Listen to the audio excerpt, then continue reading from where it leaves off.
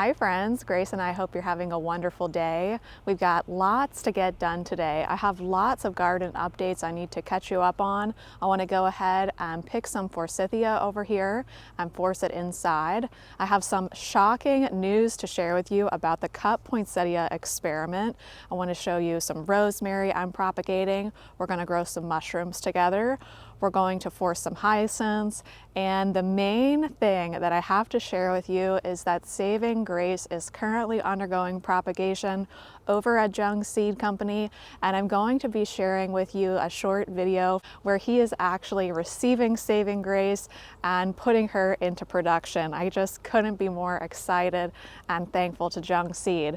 So let me share with you some garden updates first. So I'm working on a video of all the garden updates that I want to make in 2024, and there's one really big one right next to me that I'll tell you about really soon.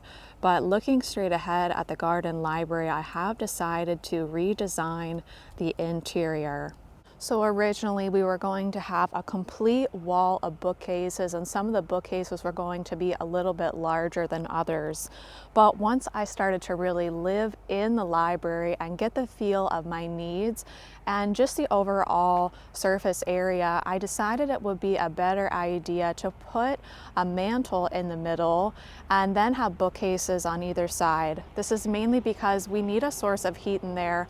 We definitely need that because I want to be able to use this year round.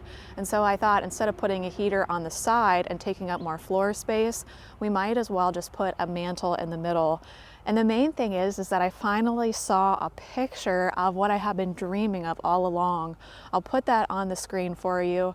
It's quite extravagant. That's of course not exactly what I'm going for here, but if you can imagine that picture on a more humble and toned down scale, that's the new look that we're going to go for in the garden library. And I had originally thought that this would be a two-person library, which I still think is sometimes going to work.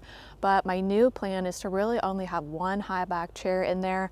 I think that will be more comfortable for the person working in there. So one high back chair, one table for a laptop, and then that new look with the mantle in the middle and bookcases on either side. But with all that being said, let's grab our snips. Boy, it sure feels good to say that. So let's go ahead and force some Forsythia together.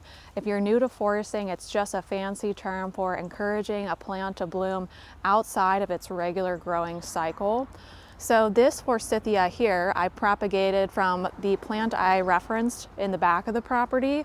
I probably created maybe, I don't even know, 25 plants maybe, just by taking cuttings of these Forsythias and just literally going like this, okay, to propagate a Forsythia. That is literally all there is to it. Just stick the cuttings directly into the ground. You can also force them. In time, they will root in the vase, and then you could plant them out. You can also bend the branches down. I hope you can see this here. Do you see this branch right here?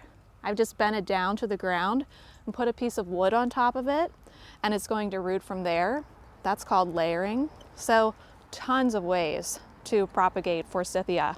So shrubs like Forsythia and pussy willow just need 8 weeks under 40 degrees Fahrenheit in order to set their flower buds and be ready to be forced inside our home. So it's currently January 8th. I can cut as much of this Forsythia as I want, and in about a week and a half to 2 weeks, it'll be blooming inside the home. And my home will look like it's March, even though it's still January. So it's a super fun thing to do and always brings me a lot of joy. And of course, whenever we're propagating any kind of plant, we want to make sure it's a variety that is not under patent. This is a really, really old Forsythia that I was working from, at least 30 years old. So here's what our branches look like. Let's get them in some warm water. So I've just got the stems right here in my kitchen, and I'll show you these in about a week and a half. But this vase is very special to me because this used to belong to my grandma, and it used to sit on the dresser in the room that I used to sleep in at her house.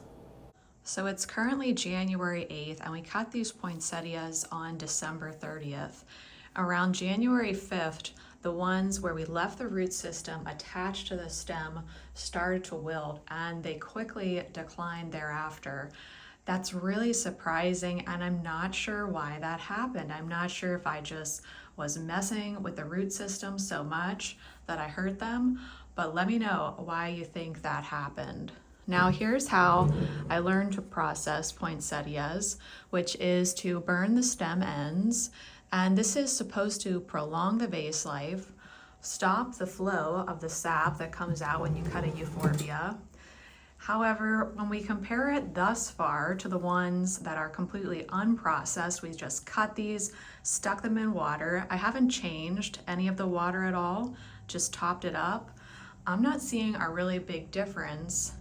If anything, I'm actually seeing that the ones that are unprocessed look a little bit better. So we'll have to keep this experiment going for at least another week. But here's what everything looks like on day 10. Properly processed, roots on, not processed at all. So let me know your thoughts on this experiment so far. And I also wanted to let you know that some people did message me and say that the oasis blocks that we found around the central stem of each poinsettia is normal when it comes to poinsettia propagation. I guess when they stick poinsettia cuttings, it's very normal, especially on a large scale, to use those oasis blocks to hold the cuttings in place, and apparently that results in better and faster rooting for the large growers. So I really appreciate that information. But now I want to go ahead and get started on growing some mushrooms.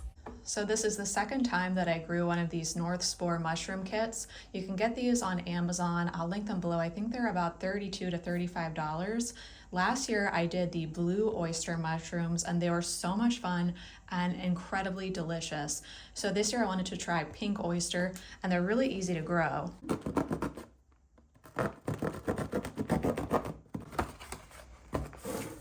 Now we'll cut an X into the plastic.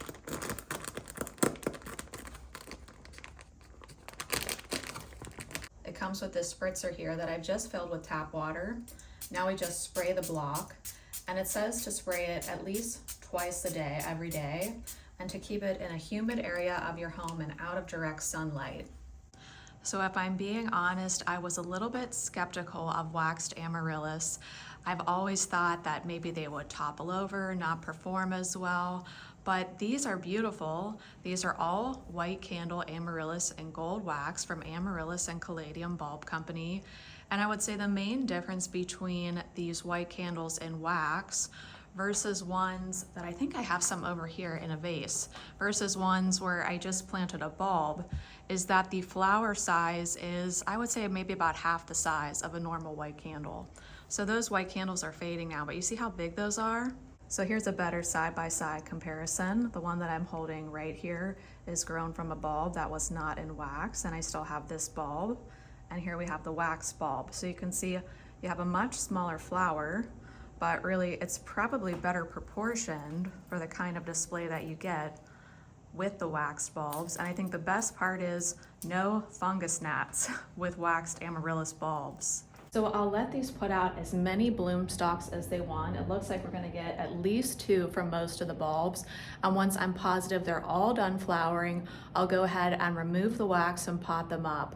But what I really want to do is track a white candle bulb that's never been waxed versus one that has been waxed next year. I want to see how it influences the re-blooming potential of a bulb when the bulb has been waxed. So I'll make sure we do that together in a video, but that's another experiment to look forward to in probably about a month's time. And here's one other thing that I've been experimenting with. About 2 weeks ago, I took some cuttings from a rosemary plant that we have upstairs. I just stuck the cuttings in water, and look, they already have roots. So I thought this might be just a fast and easy way to keep the rosemary going, because I do kind of struggle to keep them happy inside. So I'll continue to update you on all these projects that we have going on inside.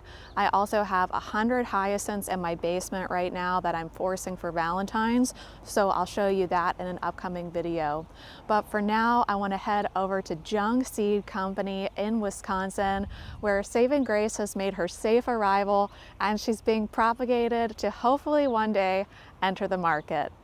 Good day, Danielle. This is Dick Zondag, the garden doctor, and we received your dahlias about a month ago, and we put them in the cooler just like they came in because dahlias will store really well just in a paper bag. And so what we're going to do today is we're going to talk a little bit about dahlias, how they are, what they are, and how they grow.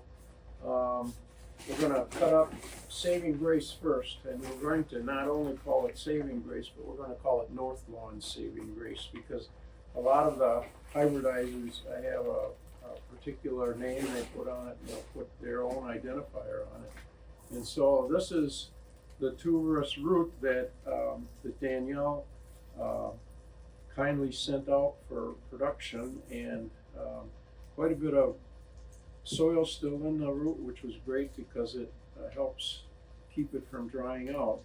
Now, dahlias are a little bit different than potatoes. Dahlias are called tuberous roots. Now, tubers are actually a piece of stem tissue, and so they have the ability to sprout new growth on the tubers.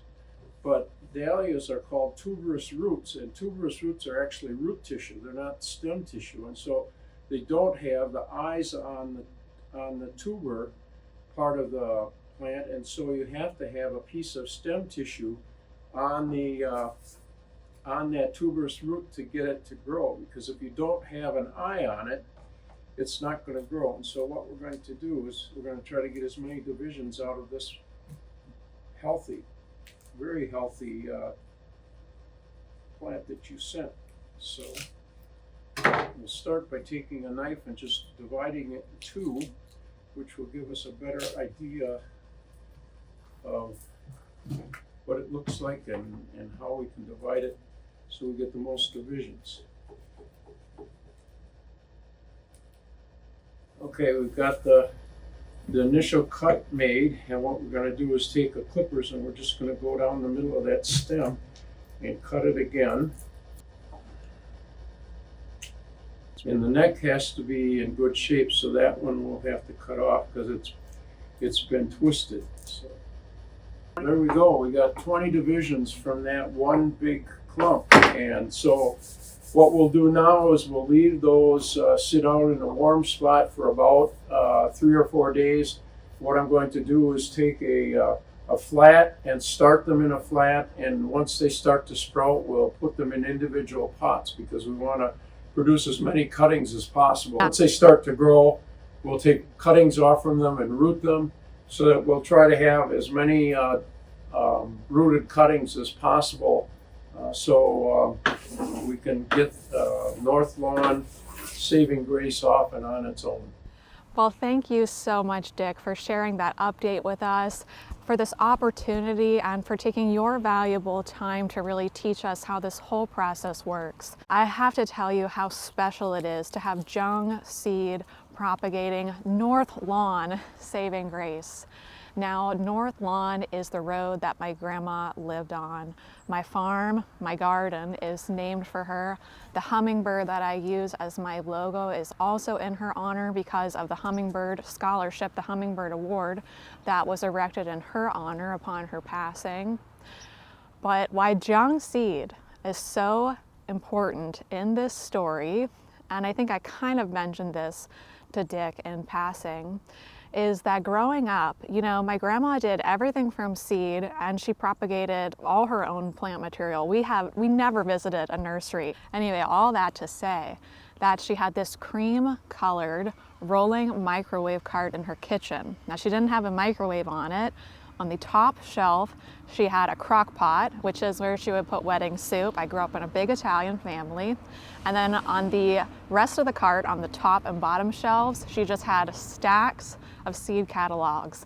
And I specifically remember, this is so crazy, that she had Jung Seed catalogs because I always remember thinking it was Jung, like Carl Jung, and I didn't find out until probably I was in my 30s that it was Jung Seed with a J. But of all the catalogs that she had all over this cart that I saw probably twice every single week that I spent at her house, Jung Seed is the one that I remember because I thought it was Jung Seed, like Carl Jung. So I just think that all these things coming together and it's not my doing at all. It's just such an amazing situation. I'm totally just along for the ride, along to learn, and I'll be sharing any kind of updates that I get with you guys. So Grace is over there eating something that she definitely shouldn't be eating. So I definitely need to say goodbye for now and get warmed up inside. I'll share lots more updates with you on this, the garden library, and some more upcoming projects soon. But yeah, now I need to actually go save real life Grace. Bye.